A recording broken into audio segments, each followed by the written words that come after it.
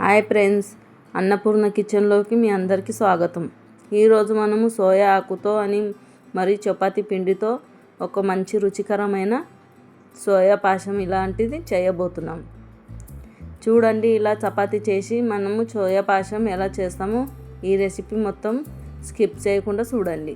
మేము ఇక్కడ అంతా స్టెప్ బై స్టెప్ చూపబడుతున్నాం. చూడండి ఎంత టేస్టీగా అవుతుందో. మీరు ఒకసారి ఇంట్లో ట్రై చేసి తిన్నాక మళ్ళీ కమెంట్ బాక్స్లో రాసి చెప్పండి. సోయా ఆకు మరియు చపాతీ పిండితో రెండు కలిసి చేస్తే మరియు చపాతీ పాయసం అని అంటారండి. ముందుగా అయితే మనం ఒక బౌల్లోకి గోధుమ పిండిని వేసుకుందామండి. చూడండి, గోధుమ పిండి వేసిన తర్వాత నోటికి సరిపోయేంత ఉప్పుని వేసుకుందామండి. మీకు కావాల్సి అయితే కొంచెం ఉప్పు తక్కువ వేసుకున్నా నడుస్తుందండి. చూడండి, మరియు అందులోకి కొంచెం నీళ్లు పోసుకొని స్మూత్గా అయ్యే వరకు కలుపుకోవాలండి. చూడండి, ఈ పిండి మెత్తగా అవ్వకూడదండి, కొంచెం అంతా గట్టిగా అయినా కూడా నడుస్తుందండి. చూడండి, పిండి కొంచెం అంతా గట్టిగా మీదనే నేను కలిపేసుకున్నానండి. చూడండి, ఇప్పుడు మనం ఒక 10 నిమిషాల వరకు ఆ పిండిని అలాగే బాజుకు పెట్టేసుకుందామండి. మరి ఇక్కడ స్టవ్ ఆన్ చేసి ఒక గిన్నెని పెట్టేసుకున్నామండి. చూడండి, అందులోకి 3 చెంచాల వరకు ఆయిల్ యాడ్ చేసుకున్నామండి.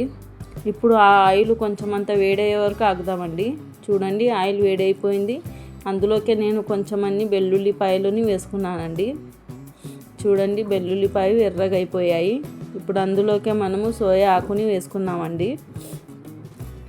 చూడండి, సోయా ఆకుని అందులోకి వేసి కొంచెం అంతా వేయించుకుందామండి. చూడండి, మరియు సోయా ఆకు వేసిన తర్వాత చక్కగా ఫ్రై అయిన తర్వాత అందులోకి మనము 1 చెంచా వరకు పసుపుని వేసుకుందామండి. పసుపుని వేసిన తర్వాత కొంచెం అంతా ధనియాల పొడిని వేసుకుందామండి. అలాగే కొంచెం అంతా గరం మసాలాని వేసుకుందామండి. మరియు అందులోకి 2 చెంచాల వరకు కారం వేసుకుందామండి. మరియు అందులోకి కొంచెం అంతా పచ్చి కొత్తిమీర వేసుకుందామండి. చూడండి, చక్కగా వేయించుకోవాలండి. చూడండి, చక్కగా వేయించుకున్న తర్వాత అందులోకి నోటికి సరిపోయేంత ఉప్పుని వేసుకోవాలండి. చూడండి, ఇప్పుడు చక్కగా రేగిన తర్వాత అందులోకి మనము 3 చెంబుల వరకు నీళ్ళని పోసుకుందామండి. నీళ్ళని కొంచెం ఎక్కువగానే పోసుకోండి, ఎందుకంటే మనకు ఇక్కడ చపాతీతో చేసుకున్న పాయసం అనేది అందులోకి చక్కగా ఉడికిపోవాలండి. చూడండి, ఇప్పుడు మనము ఆ నీళ్ళపైన మూతని పెట్టేసుకుందామండి.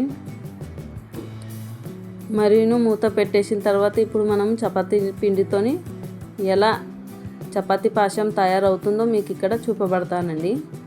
చూడండి, ఇలా చేయికి కొంచెం అంత పిండి అంటించుకొని ఆ చపాతీ పిండిని కొంచెం అంత చపాతీ పిండి ఎక్కువగానే తీసుకోవాలండి.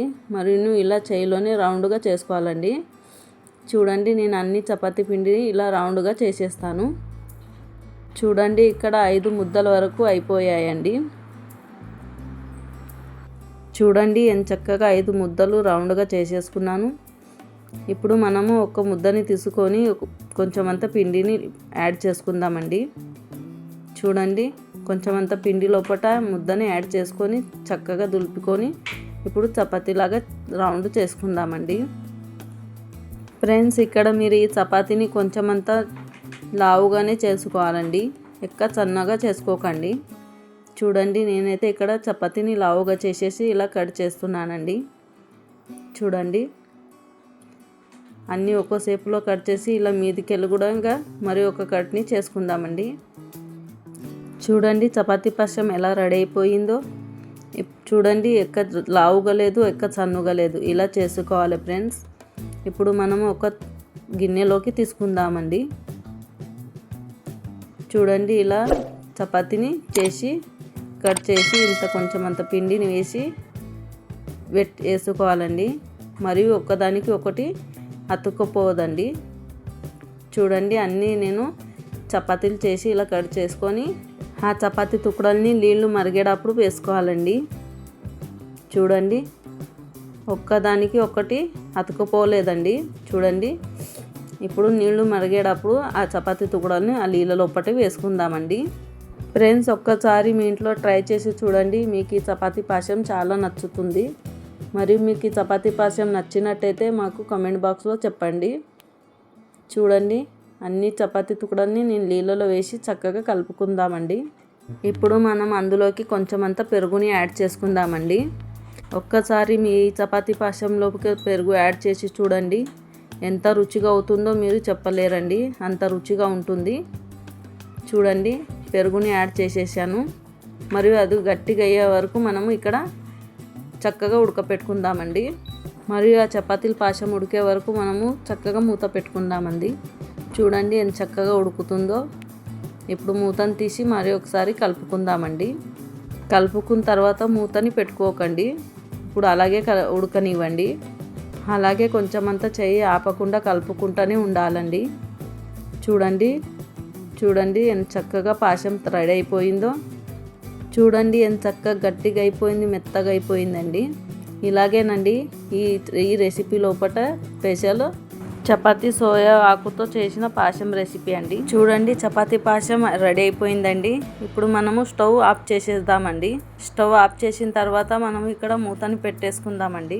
చూడండి ఒక బౌల్లోకి నేను ఆ పాశంని ఎలా వేస్తున్నాను, మరియు నేను చూస్తుంటేనే తినాలనిపిస్తుందండి. చూడండి ఫ్రెండ్స్ ఎంత చక్కగా చపాతీ పాశం రెడీ అయిపోయిందో. ఫ్రెండ్స్ మీకు ఈ వీడియో నచ్చినట్టయితే లైక్ చేయండి, మరియు మీ ఫ్రెండ్స్తో షేర్ చేయండి, మరియు సబ్స్క్రైబ్ చేయడం మర్చిపోకండి. మళ్ళీ ఇలాగే ఒక రుచికరమైన రెసిపీతో కలుద్దాం ఫ్రెండ్స్. అంతవరకు బాయ్.